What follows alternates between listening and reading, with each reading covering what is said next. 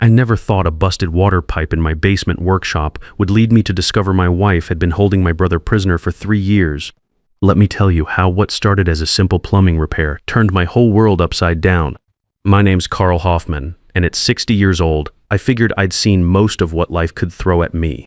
I'd spent 35 years in construction, worked my way up from laborer to foreman after starting out swinging a hammer at 23. Retired 2 years ago with a decent pension and my back still mostly intact. Been married to my wife Diana for 25 years. She's 57 now, still looks good for her age.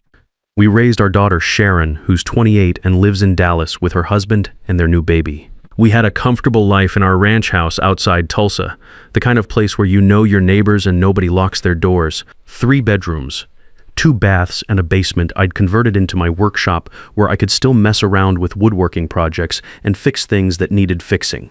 It was a Tuesday morning in March 2024 when everything changed. We'd had some heavy storms the week before, the kind that knock out power and flood roads.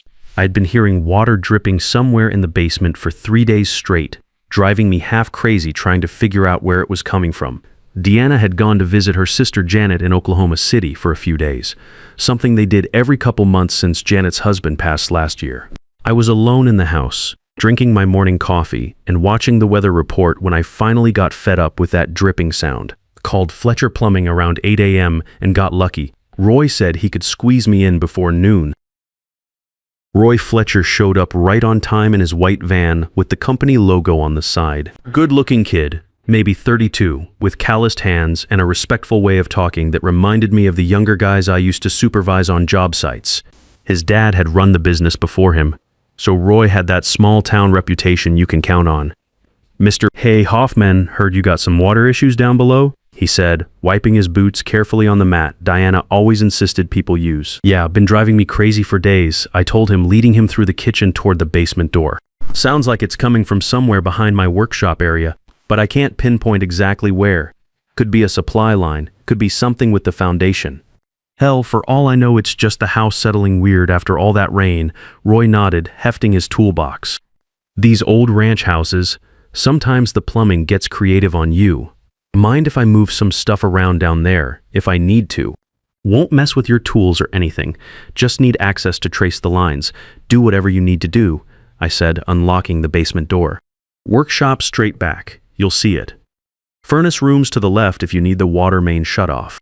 I watched him head down the wooden stairs, his flashlight already out even though I'd installed decent fluorescent fixtures down there 5 years back. Good kid, thorough, professional, the kind of tradesman I respected. While Roy got to work, I went back to my coffee and the newspaper.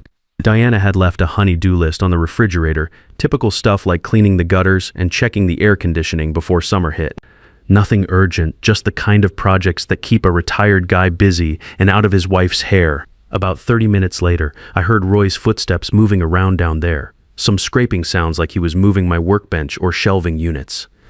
The dripping had stopped, so I figured he'd found the problem and was getting after it. Good.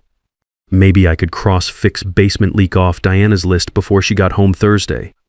Then my phone buzzed with a text from a number I didn't recognize. "Mr.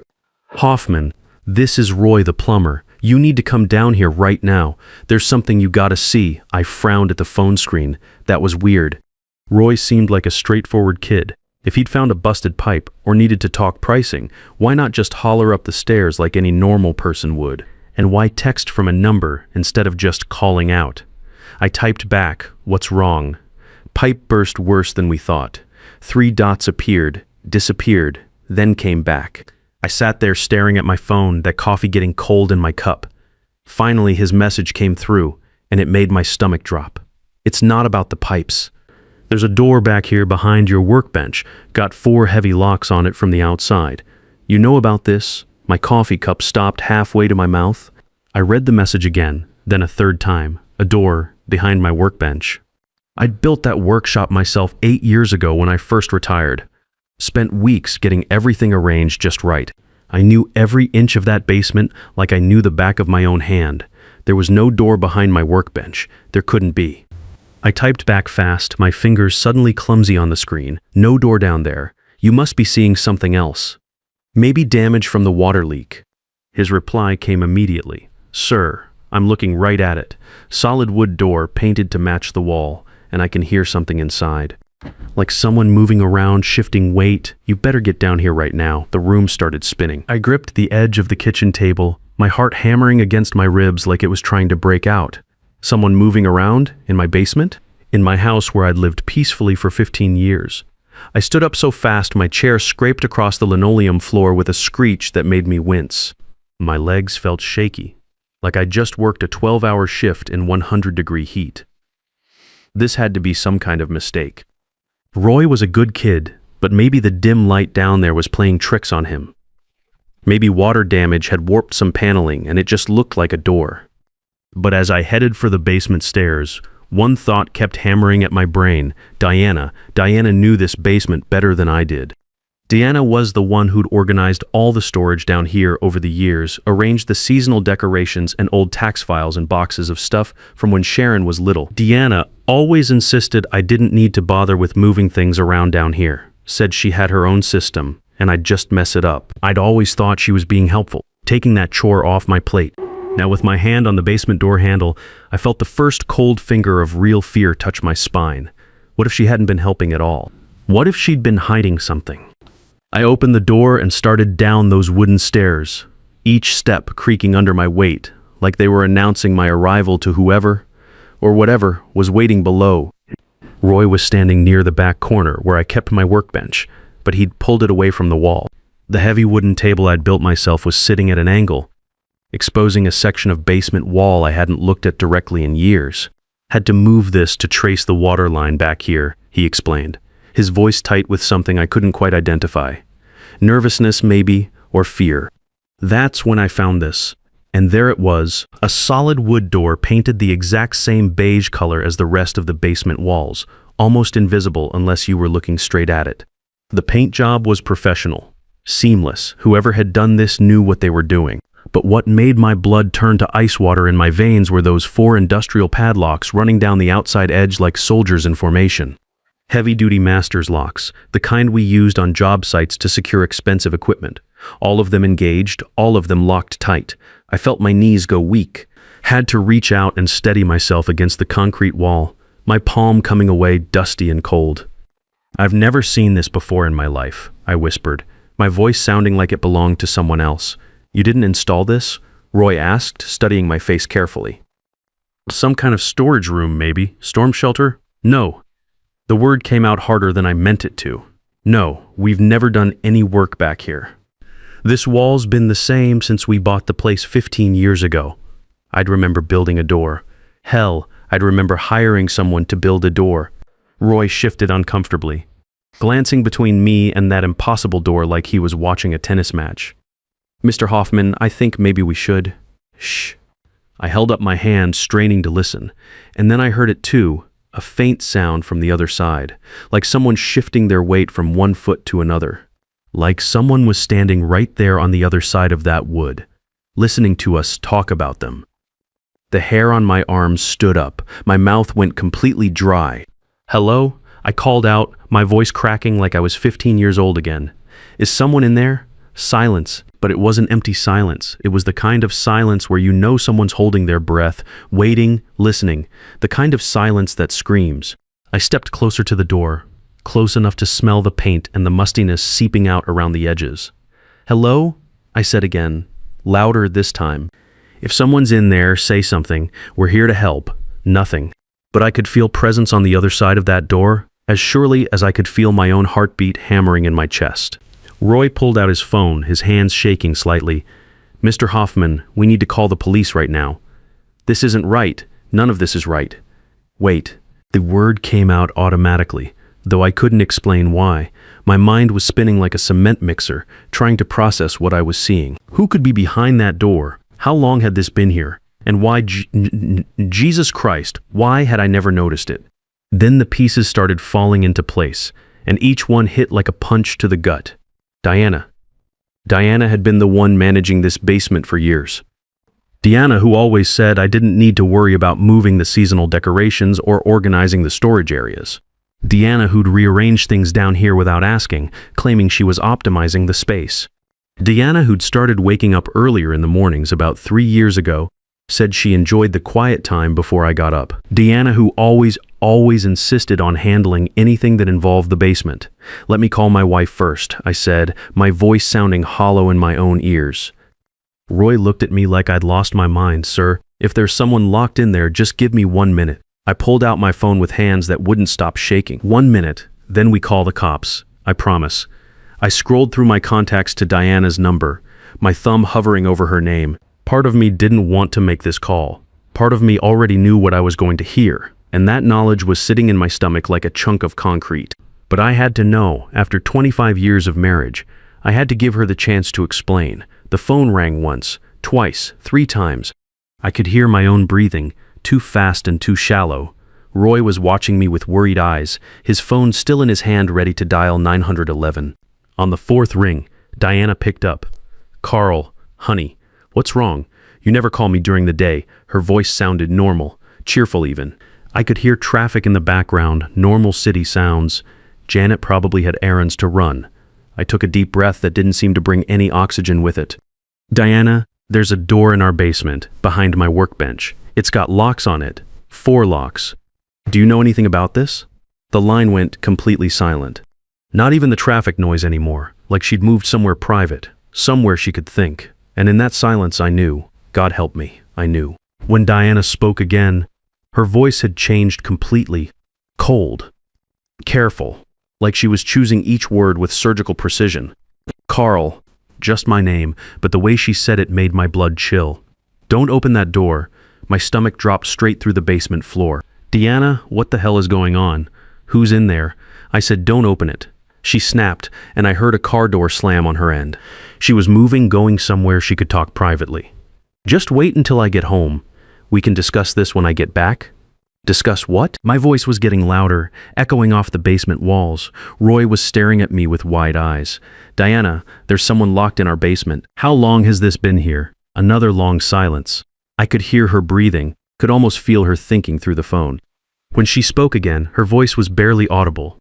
3 years. I thought I might throw up. My knees buckled and I had to lean against my workbench to stay upright. 3 years. 3 goddamn years. Someone had been imprisoned in my basement for 3 years while I lived upstairs, watched TV, grilled burgers on the deck, completely oblivious. Who is it? I demanded, my voice breaking. Carl, please. She was using that tone she used when she was trying to manage me. The same voice she'd use when I wanted to lend money to Leonard, or help him out of another jam, patient but firm. Just trust me on this. Don't open that door. I'm leaving Oklahoma City right now. I'll be home in 2 hours and we can handle this together. Handle what? Diana, I'm calling the police right now. No, she practically screamed into the phone, and I heard her voice echo slightly like she was in a parking garage. If you call the police, you'll destroy everything we've built. Everything, Carl. Our retirement, our reputation, our life. I'm begging you, wait for me. I looked at Roy, who was still holding his phone, still ready to dial 911. Behind me, that door sat silent and waiting with its 4 locks lined up like accusations. Deanna, I said, my voice deadly calm now. Tell me who's behind that door. I can't. Not over the phone. Tell me right now, or I'm hanging up and calling 911. Another silence. Then, so quiet I almost couldn't hear it, your brother. The phone slipped from my hand and clattered on the concrete floor. Roy jumped forward to catch it, but I was already staggering backward, my vision going gray around the edges. Leonard. My brother Leonard. Leonard, who Diana had told me moved to Arizona 3 years ago for his health after the work injury. Leonard, who I'd sent Christmas cards to a P.O. box in Phoenix. Leonard, who I'd worried about, missed, called the number Diana had given me that always went to voicemail. Leonard, who I'd assumed was just being Leonard, proud, stubborn, wanting to handle his problems alone until he got back on his feet. Roy picked up my phone and held it toward me, but I could hear Diana's voice coming through the speaker, tiny and desperate. Carl? Carl? Are you there? Please don't do anything until I get home. Please, baby. Just trust me on this. I can explain everything. I took the phone back, my hand shaking so bad I could barely hold it. You told me he moved to Arizona. I had to. You don't understand, Carl. You don't know what he was like when he came here. He was drinking, talking about hurting himself, saying crazy things about people being after him. I was protecting him. I was protecting both of you. By locking him in my basement? My voice was getting louder again. For 3 years, he's safe there. He's fed, he's warm, he has books, and I hung up on her for a moment. Roy and I just stood there in the sudden silence. The only sound was my ragged breathing and the faint hum of the furnace in the next room. Mr. Hoffman, Roy said carefully, "We need to call 911 right now." I nodded, not trusting my voice. Roy was already dialing, speaking to the dispatcher in calm, professional tones. I heard him give our address, heard him explain about finding the locked door, heard him say there might be someone in distress. While he talked, I stared at those 4 padlocks, heavy-duty masters, the kind that cost $30 each. Deanna had spent over $100 on locks to keep my brother prisoner. She'd planned this, thought it through, made it secure. And for 3 years, while I watched the Sooners lose to Texas and complained about the weather and fixed leaky faucets and lived my normal, comfortable life, Leonard had been 20 feet below me. Locked up, forgotten by everyone except the woman who put him there. I walked closer to the door, close enough to touch the wood. "Leonard?" I called softly. "Leonard, it's Carl. I'm here, brother. I'm going to get you out." This time, there was an answer, faint, muffled by the door, but unmistakably my brother's voice. "Carl, is that really you?" I pressed my forehead against the door and closed my eyes. "Yeah, Leonard, it's me. I'm so sorry. I'm so goddamn sorry." 2 police cars arrived within 20 minutes, sirens wailing down our quiet street like the end of the world. Officers Nathan Cross and Travis Coleman introduced themselves and came down to assess the situation. I explained everything, the plumbing repair, finding the door, calling Diana and her confession about Leonard being locked up for 3 years. Officer Cross examined the locks while Officer Coleman took my full statement upstairs in the kitchen. Cross was maybe 45, gray at the temples. The kind of cop who'd seen enough to stay calm in weird situations. Coleman was younger, probably early 30s, but professional and thorough. "Mr. Hey Hoffman," Cross called down from the basement.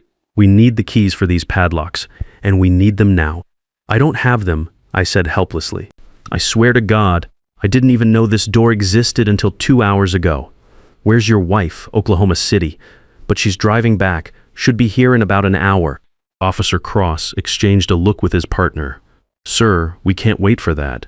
If there's someone in distress behind this door, we need to get it open immediately." They brought down bolt cutters from their patrol car, the heavy-duty kind that could cut through a chain-link fence. It took almost 30 minutes to cut through all 4 locks, each one clanging to the concrete floor like a judgment.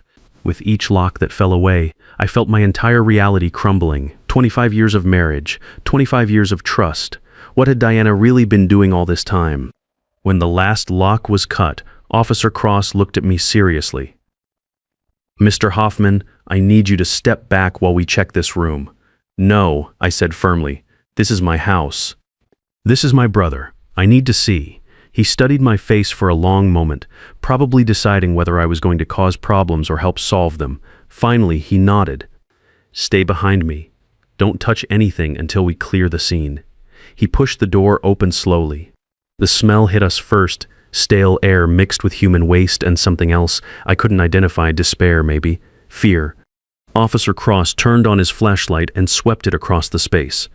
It was a small room, maybe 8 by 10 feet. There was a narrow cot against one wall with a thin blanket folded neatly at the foot. A battery-powered lantern sat on a folding table next to stacks of paperback books. Westerns and mysteries, the kind you'd find at a yard sale. Notebooks and pencils were arranged in a precise line. A bucket with a tight-fitting lid sat in the corner, and I didn't want to think about what that was for. And sitting on the cot, blinking in the sudden light like a mole emerging from underground, was my brother Leonard. "Leonard," I whispered. He looked terrible. His hair had gone completely gray, though he was only 55. He'd lost maybe 50 pounds from his already lean frame, his skin pale as paper from 3 years without sunlight. His clothes were clean but hung on him like they belonged to someone else. But his eyes were alert, intelligent. "Still Leonard." "Carl," he said, his voice rough from disuse. "You found me?" I started toward him, but Officer Cross put a hand on my arm. "Let the paramedics check him first," he said gently. The ambulance crew had arrived while we were cutting the locks. They moved in professionally, checking Leonard's vital signs, asking him questions about pain, dizziness, how he felt. He was dehydrated and malnourished, but stable, conscious, alive after 3 years in that hole. At the hospital, after they'd gotten some fluids in him, and he'd eaten some real food, Leonard told us the whole story. The cops recorded everything, but he wanted me to hear it too. 3 years ago, he'd been going through the worst period of his life. Back injury at the construction site where he worked had left him fighting workers' comp for months. Money was tight, and he was facing foreclosure on our parents' old house. He came to Diana and me for help, just a loan to get him back on his feet. I'd been in Denver that week at a safety conference. According to Leonard, Diana invited him in, made him coffee, said we'd work something out when I got back. That was the last thing he remembered clearly before waking up in that basement room. She told me I was sick, he said, his voice barely above a whisper. Said I'd been talking about hurting myself, that I was dangerous. She said she was protecting you from me, protecting your retirement from my problems. She brought me food every morning before you woke up, emptied the waste bucket, charged my lantern. She even brought me books to keep me from going crazy. Why didn't you yell? I asked, tears streaming down my face. Why didn't you bang on the walls? I was right upstairs, Leonard, right upstairs for 3 years. He looked down at his hands, which trembled constantly now. She said she'd hurt you if I made noise. She'd show me news stories on her phone about men who died suddenly. Heart attacks, accidents, mysterious deaths. She said it would be so easy to put something in your coffee one morning. She told me as long as I stayed quiet, you'd stay safe. The police arrested Diana at a truck stop outside Tulsa that evening. She'd turned around after our phone call, probably hoping to beat the cops to the house and somehow convince me to keep quiet. She didn't even try to deny what she'd done. The trial made national news. Diana got 22 years federal for kidnapping, assault, fraud, and a dozen other charges. Her lawyer tried to argue temporary insanity, but the premeditation was too obvious. The room had been professionally built by contractors she'd paid cash 2 years before Leonard disappeared. She'd researched soundproofing, bought supplies from different stores, created a fake identity to rent that P.O. box in Phoenix. Leonard spent 2 months in the hospital recovering.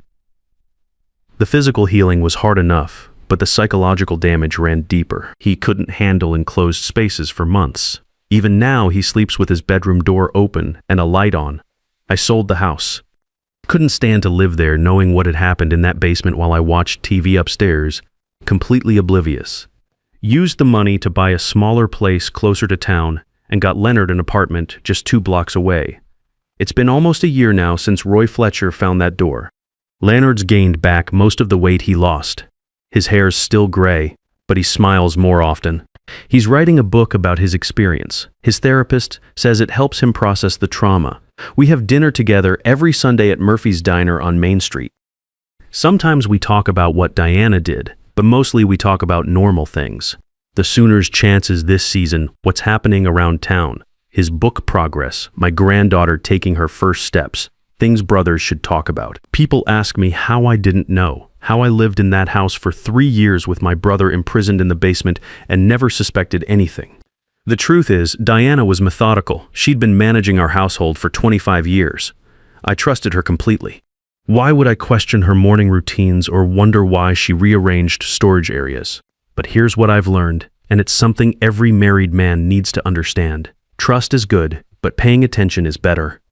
If something feels off in your house, investigate.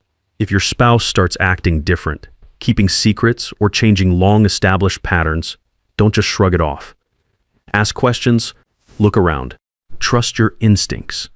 Diana had been planning Leonard's imprisonment for 2 years before he came asking for help. She'd researched everything, planned every detail, justified it all in her mind as protecting our marriage and our future. The woman I'd shared a bed with for 25 years was capable of imprisoning my brother and convincing me he'd move to Arizona for his health. If she could fool me about something that big for 3 years, what else was I missing? What other warning signs had I ignored because I trusted completely instead of paying attention? Leonard's forgiven me, though. I'm still working on forgiving myself. He says Diana deceived both of us, but I was his big brother. I should have protected him. Instead, I married the woman who became his prison warden. The truth has a way of coming out eventually. It took 3 years and a busted water pipe, but it came out. I just wish it had surfaced sooner, before 3 years of Leonard's life were stolen. Remember this, the locks on doors aren't always meant to keep strangers out. Sometimes they're meant to keep family in. Pay attention to your home, your spouse, the people you trust most. Because sometimes the greatest danger comes from the place you feel safest. Trust your people. But verify their actions, because the difference between love and control is often just a locked door you never knew existed. Sometimes the person who claims to be protecting your family is actually the one your family needs protection from.